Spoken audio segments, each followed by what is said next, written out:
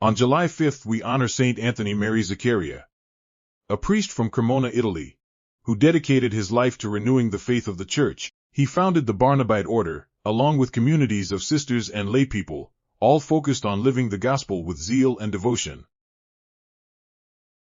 His preaching inspired many to return to the sacraments and to embrace a deeper love for Christ. Though he lived only 36 years, his impact was lasting, combining his background as a physician with his spiritual care for souls.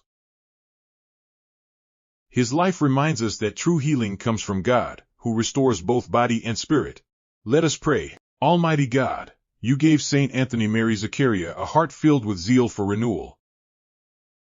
Help us to live with courage and faith, bringing your light to others. Amen.